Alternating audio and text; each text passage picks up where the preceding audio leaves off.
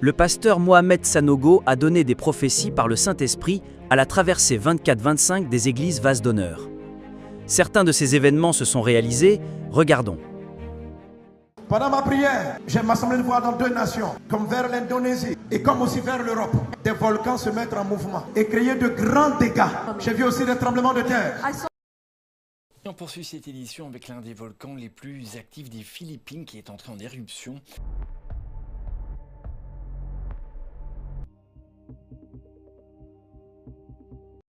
Des immeubles qui s'effondrent, des routes craquelées, des ponts détruits.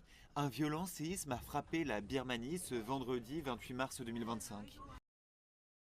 Et ce qui me dit, je parle au parti, le risque de trouble ne sera pas un parti contre un parti, mais ce sera dans les partis eux-mêmes. Justice ivoirienne qui s'est prononcée hier sur la plainte déposée par Valérie Yapo contre le PDCI-RDA. Membre du bureau politique, elle contestait l'élection de Tidjane Thiam à la tête de la formation d'opposition en décembre 2023. Il me dit, dis sur l'Éthiopie, dis paix à l'Éthiopie. Il me dit, prie pour ce pays, car des divisions internes peuvent encore te confondre dans cette saison, cette année. Dans la région du Tigré, dans le nord de l'Éthiopie, la situation se détériore. Une faction du Front populaire de libération du Tigré a pris le contrôle des 2 villes stratégiques, causant plusieurs blessés et faisant craindre un retour à la guerre civile dans la région.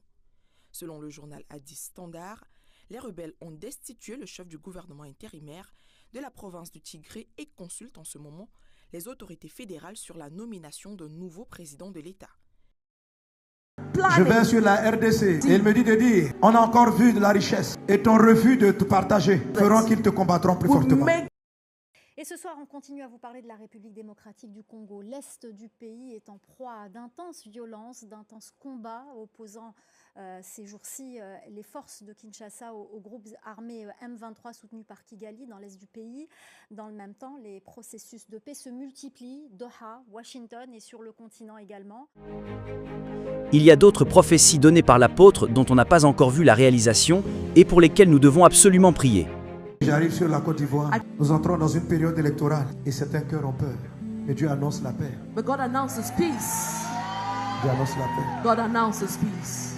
L'Esprit me montre des risques de violence. Je prophétise des risques parce que ça peut être évité. Des partisans de même parti attaqueront leurs amis. C'est comme si je vois dans une vision, comme une réunion de parti, et des gens appelés comme des brigands des loupards pour venir défaire la réunion d'un autre. Ils se bagarrent. Je vois des machettes. Je vois des gens qui pleurent.